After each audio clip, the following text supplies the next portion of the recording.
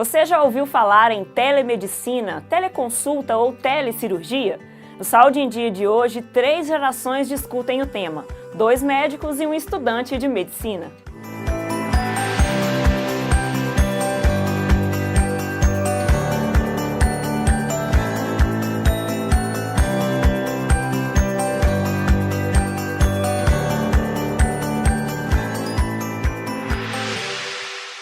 Por volta de 1819 foi inventado o estetoscópio, aquele aparelho que já se transformou numa representação da figura de um médico e que serve para amplificar os sons do corpo. Com a modernidade vieram os celulares e os aplicativos que facilitam inúmeras tarefas diárias. Existem até os que permitem monitorar condições fisiológicas do nosso organismo, como batimentos cardíacos ou pressão arterial. No ano passado, um sistema de inteligência artificial ficou à frente de 15 médicos na China ao identificar tumores cerebrais mais rápido e com maior precisão. Como a gente pode perceber, é inevitável a utilização da tecnologia em nosso cotidiano, assim como na medicina, em fases de prevenção, diagnóstico, cura e reabilitação de inúmeras condições. Mas nada substitui o contato, a consulta médica. Será? Hipócrates, que viveu na Grécia no século V a.C., fundou as bases de muitas das práticas médicas ainda adotadas hoje. Considerado o pai da medicina, ele ressaltava a importância da relação médico-paciente. Ver, sentir e escutar para ele eram etapas essenciais da consulta. Cresce no Brasil e no mundo uma discussão sobre as possibilidades da telemedicina, que é a inclusão de tecnologias para mediar a prestação de serviços de saúde.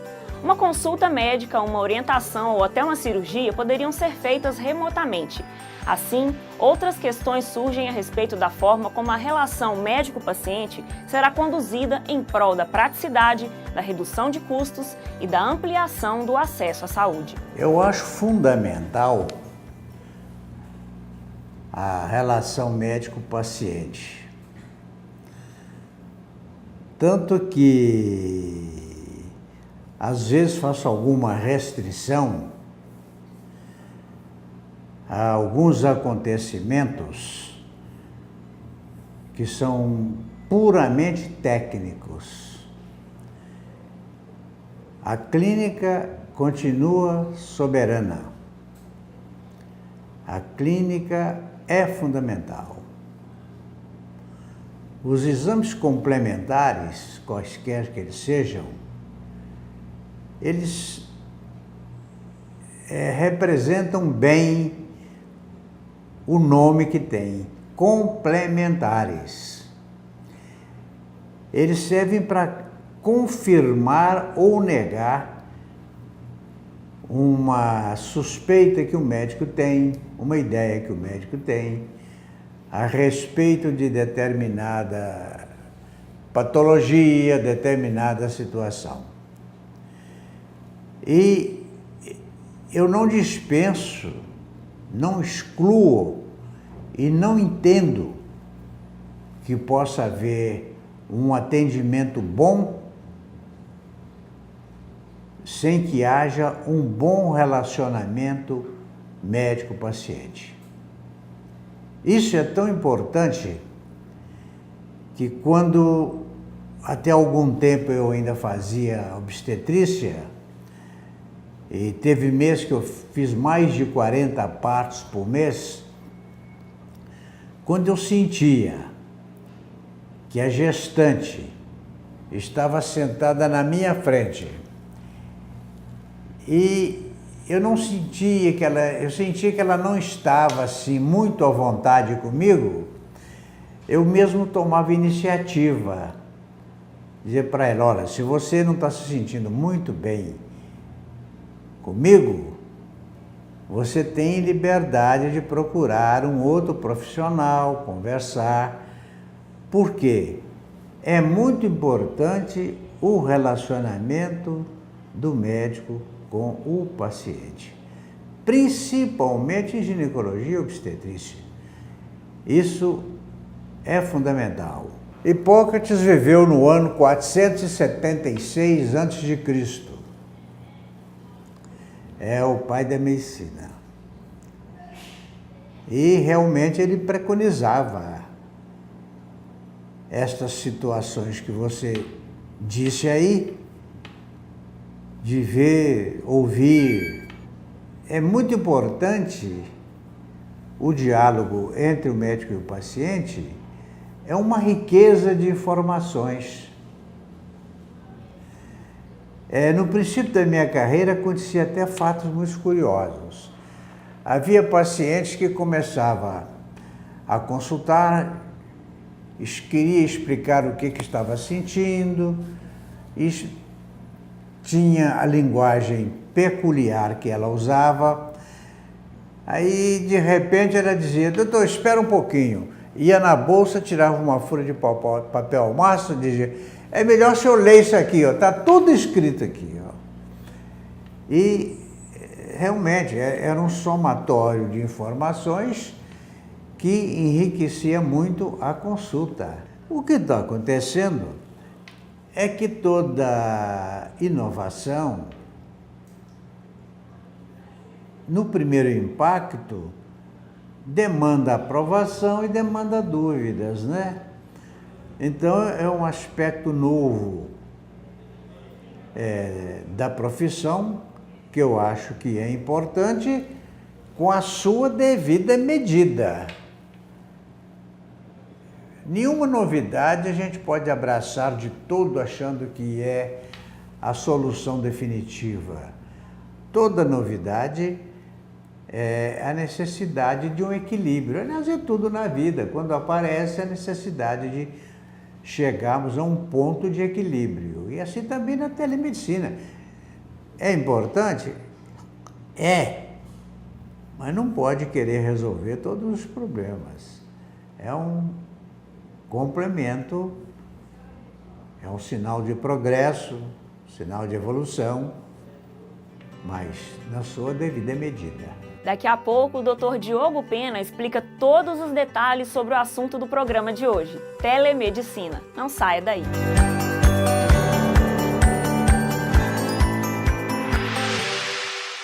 O uso da tecnologia para mediar ou promover atendimentos em saúde não é novo. Com o passar do tempo e a modernização de equipamentos, o conceito de telemedicina foi sendo modificado.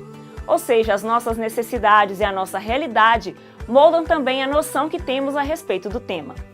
Séculos atrás, a invenção de um equipamento utilizado para diagnosticar doenças já foi considerado um marco da telemedicina. Hoje, essa ideia é bem mais abrangente.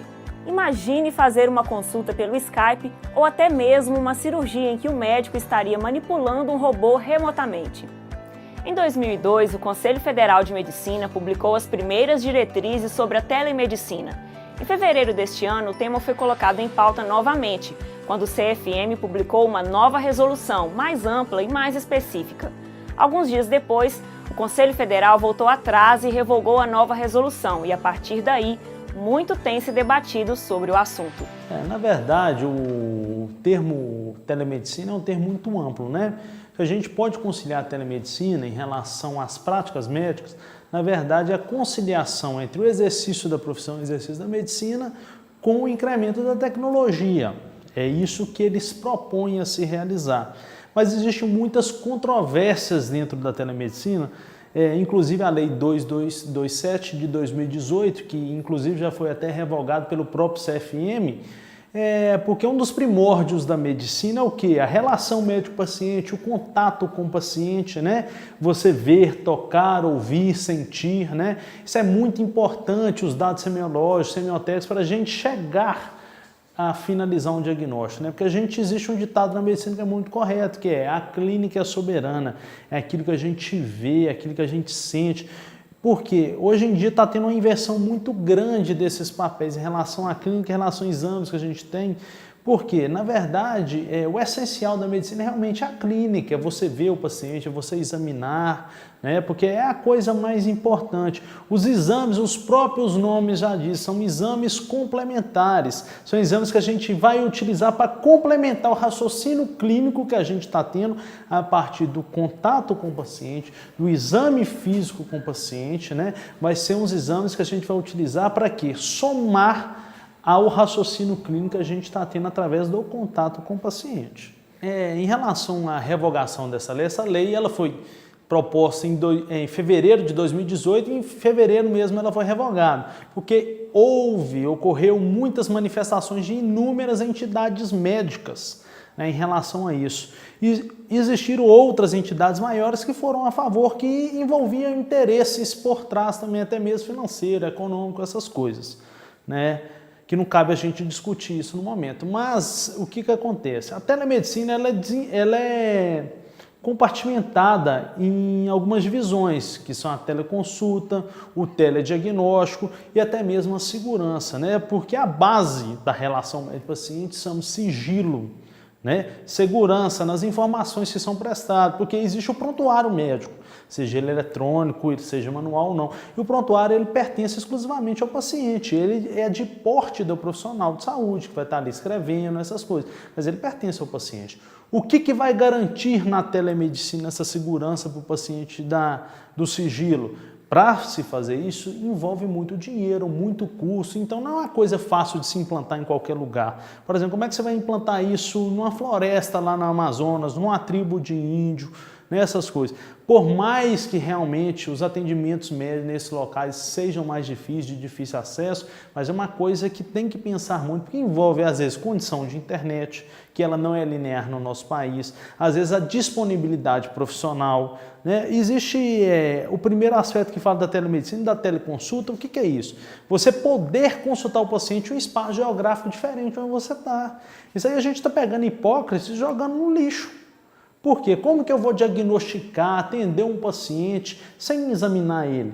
Fala lá que você tem que ter a primeira consulta presencial, as outras não.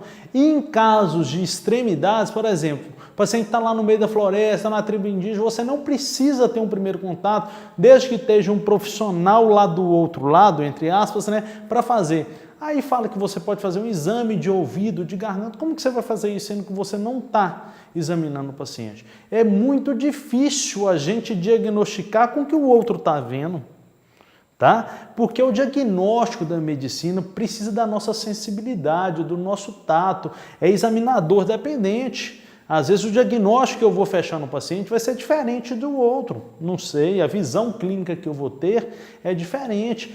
E a gente vale lembrar que existe, se der certo, tudo bem, mas se der errado, existe corresponsabilidades por trás disso, civis, criminais, até mesmo existe uma resolução no CRM que fala, no CFM, né, no Conselho Federal de Medicina, que a gente não pode diagnosticar paciente à distância, sem examinar ele, sem estar presente, assim como não deve prescrever também. Tem uma coisa também que é preconizado, que foi tentado ser implementado na telemedicina, que é em relação a telediagnóstico. Telediagnóstico a gente utiliza ele hoje. Por exemplo, existem inúmeras centrais de locais, vou utilizar um exemplo do eletrocardiograma. O eletrocardiograma, às vezes você pega ali o traçado eletrocardiográfico e manda para uma central. Às vezes é um médico lá de São Paulo que está laudando o exame para você. Aí o exame às vezes vem normal, o exame normal. Mas o paciente que chegou, ele não está vendo o paciente clinicamente. Às vezes é um paciente que chegou com a precordialgia, que é a dor no peito, com radiação para o braço esquerdo. Tem sintomas que a gente levanta a hipótese de diagnóstico de infarto agudo do miocárdio. E a gente sabidamente tem quadros de infarto agudo do miocárdio que não apresentam alterações eletrocardiográficas no eletrocardiograma, que é o que a gente chama de síndrome coronariana sem supra de ST. Tá, se for um paciente desse, eu vou pegar aquilo lá que o eletro está normal, vou mandar ele embora para casa. Se ele for para casa, ele tiver infartado mesmo, ele vier a obitar. A responsabilidade é de quem? Eu não posso pegar meramente o exame, confiar nele e dar um diagnóstico preciso para o paciente. Né? Por isso que a clínica é muito importante. A maioria desses exames de telediagnóstico, eles vêm associar com a clínica do paciente. Não necessariamente um exame que foi laudado normal quer dizer que o paciente esteja normal. Por isso que é muito importante a gente saber. A telemedicina, em muitos aspectos, ele seria muito importante, é muito importante ela ser aplicada. Por exemplo, em teleconferência, o que é isso? Às vezes a gente fazer discussão de um determinado caso com um especialista que às vezes, por exemplo, eu sou numa cidade do interior, eu não tenho um cirurgião cardíaco. Aí eu vou operar o tórax do paciente, estou tomar um tiro. Um exemplo, eu sou um cirurgião geral, eu vou operar o tórax do paciente, eu vejo que tem uma malformação, alguma coisa ali no coração do paciente, eu vou pegar alguma opinião de imediato ali para tentar salvar a vida do paciente naquele momento e posteriormente conduzir ele no serviço especializado, né? Isso é muito importante. Existem muitos centros, até mesmo grandes, que fazem cirurgia por videoconferência, né? Por exemplo, pega um neurocirurgião lá do Pernambuco, um lá de São Paulo e está sendo operado o paciente lá em Belo Horizonte. Isso ocorre muito, né? Mas tem o profissional ali dentro em Belo Horizonte, dentro assistindo o paciente que é habilitado, perito para estar realizando aquele procedimento, né?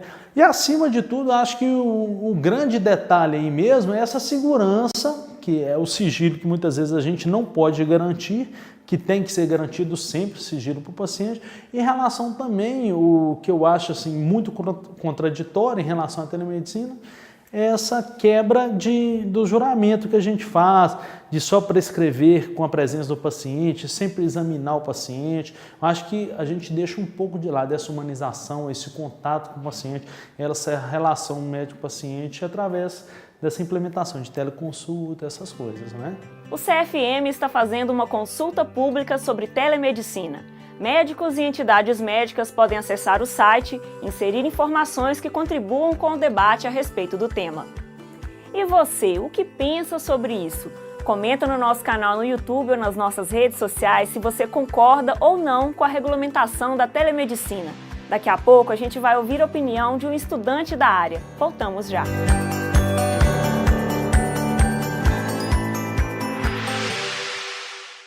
Como a gente percebeu, o conceito é bem amplo e práticas como a troca de informações entre profissionais de saúde, mediada por tecnologias, são comuns e permitidas pelo Conselho Federal. A maior discussão reside sobre a prática da teleconsulta.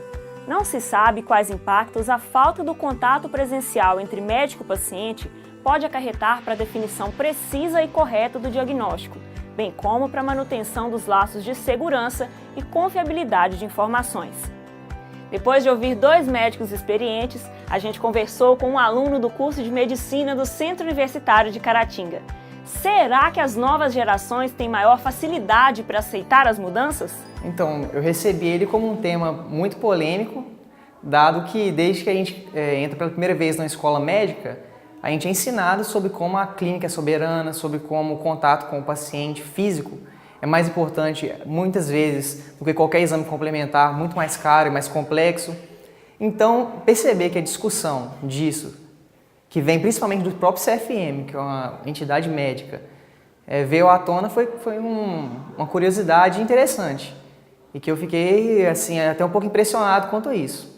Eu acho que, tendo contato com a tecnologia, com as redes de informação, com as redes sociais, a gente tem uma cabeça mais aberta quanto a isso. Porém, se a gente abrir para estudar sobre a telemedicina, a gente percebe que ela é um termo genérico, ela é um termo que engloba várias práticas que a gente já usa no dia a dia e que vários médicos, inclusive antigos, eles já têm muita experiência com isso. Por exemplo, prontuários eletrônicos, sistemas automatizados, cirurgia robótica, sistemas de troca de informação online, sites, por exemplo, o PubMed, o Saelo, que são sites para distribuição de artigos de informação médica.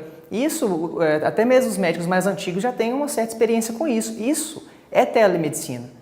Eu nunca, e acredito que nenhum outro médico, nenhum outro estudante de medicina foi em algum momento contra isso, contra o uso das novas tecnologias, contra o desenvolvimento das redes sociais, o desenvolvimento das redes de computação, da tecnologia da informação em serviço do paciente.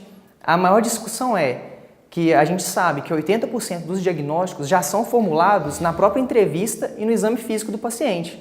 Sabendo que a gente perde a proximidade do paciente, a visão física dele e o exame físico dele, a gente perde a maior arma, que em benefício do paciente, que é a semiologia, o estudo dos sinais e sintomas, e a medicina que hoje chamam de medicina humanizada, mas é a medicina, aquela que é feita pelo bem do paciente. A única polêmica que regeu a telemedicina, que eu acho que os médicos, os profissionais de saúde, e a população tem discutido é em relação à teleconsulta. Mas a gente tem que compreender uma coisa, o problema, além das próprias desvantagens da teleconsulta, o problema eram pequenas brechas, pequenos erros que tinham na lei que tornavam essa lei uma fonte de segurança jurídica, uma fonte de políticas públicas que poderiam estar erradas e gerar rombos nos cofres públicos e, acima de tudo, talvez até morte aos pacientes que estão envolvidos nisso. A teleconsulta quebra tudo aquilo que, de forma quase milenar, a medicina tem servido. E a gente sabe que várias doenças graves só podem ser diagnosticadas com o quê? Uma ausculta correta do paciente, uma palpação do paciente, conhecer ele fisicamente, ver o paciente de perto. E isso a telemedicina não pode, de modo algum, trazer conosco. Além disso, a gente tem que entender uma coisa. Existiam várias brechas na lei que, de certa forma, eram maneiras de cartelizar o uso da telemedicina. Isso a própria lógica de trazer novas invenções, novas tecnologias na saúde, é descentralizar, é fazer com que os pequenos podem entrar no sistema e competir com os grandes e melhorar os preços, melhorar a qualidade. Mas, por exemplo, existiam regras que obrigavam aqueles que fizessem a telemedicina de usar criptografia de ponta a ponta, que só a execução dele poderia custar centenas de milhares de reais. Dessa forma, os pequenos servidores de saúde, os médicos, as empresas e os planos pequenos não poderiam competir com os grandes planos. Esses que já tinham, antes da criação da resolução, já tinham preparado toda essa estrutura. Então é uma forma que a lei tinha de certa forma, selecionar aqueles que poderiam competir pela própria telemedicina. Então, até para o desenvolvimento desse mercado, essa lei estava sendo negativa. A responsabilidade das duas partes, isso é um ponto interessante. Isso foi, inclusive, discutido no Fórum da Telemedicina que aconteceu lá no Distrito Federal. E um dos palestrantes, que é um promotor lá, se não me engano é Rafael o nome dele, ele afirmou que existem brechas na lei que, de certa forma, por exemplo, erros durante a chamada, a queda da conexão, caso resulte algum dano ao paciente, erros na outra parte. Então, nós temos duas partes, o médico de um lado e o paciente e mais algum agente de saúde do outro lado.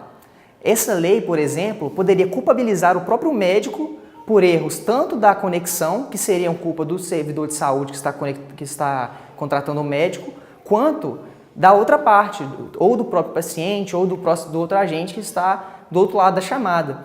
Então, a responsabilidade de ambas as partes, pelo menos na lei da telemedicina, ela estava de forma ambígua.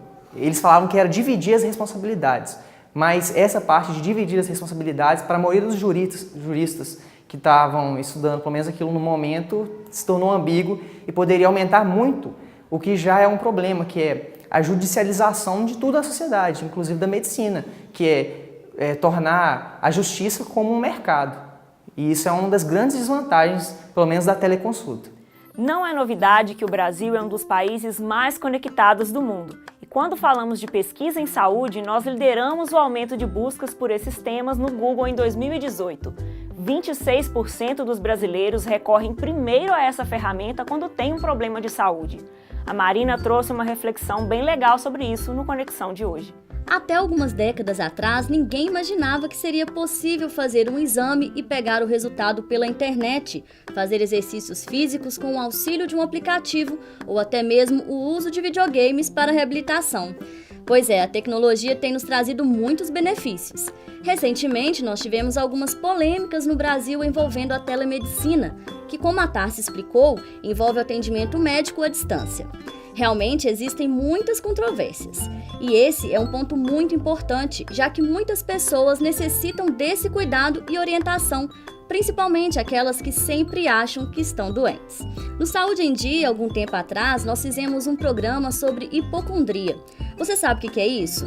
É um transtorno onde uma pessoa tem um medo excessivo de estar doente, conhecido popularmente como mania de doença. Com a chegada da internet, surgiu um novo conceito, a cibercondria. Ou seja, é quando você começa a procurar no Dr. Google como resolver seus problemas de saúde e pode desenvolver até outros sintomas. Isso geralmente leva à automedicação e é um perigo. Ainda não assistiu? Vai lá no nosso canal do YouTube e assista. E ao mesmo tempo que o uso da internet para esse tipo de orientação é questionado em algumas situações, em outras ele faz a diferença. Um exemplo é o aplicativo Spike. Em abril de 2018, ele foi removido da loja de aplicativos do iPhone e gerou um certo desconforto para alguns diabéticos. O Spike foi criado para manejos dos níveis de açúcar no sangue para diabéticos do tipo 1 que precisam de insulina diariamente. No site gazetasp.com.br existe um relato de uma mãe que lamenta a remoção do aplicativo que era fundamental para o controle da diabetes da filha e aguarda que ele seja distribuído novamente. No depoimento, ela diz o seguinte: quando minha filha está na escola, monitoro a glicose dela em tempo real via Spike. A gente fica com monitoramento 24 horas, o que dá uma tranquilidade e muda completamente o cenário de uma patologia como essa. Mas muita gente ainda questiona a telemedicina, principalmente a classe médica. Um dos pontos é que ela reduz a continuidade do atendimento. Além disso, alguns obstáculos de gerenciamento precisam ser observados e corrigidos, como limitações impostas ao treinamento, desigualdades regionais, políticas de reembolso e requisitos de licenciamento. E você, acha que é possível obter atendimento médico pela internet? Deixe seus comentários aqui nas nossas redes sociais. Eu volto na próxima semana. Até mais! Por hoje é só, gente. Se inscrevam no nosso canal no YouTube, ativem as notificações e comentem o que vocês pensam sobre a telemedicina. Espero vocês semana que vem. Tchau!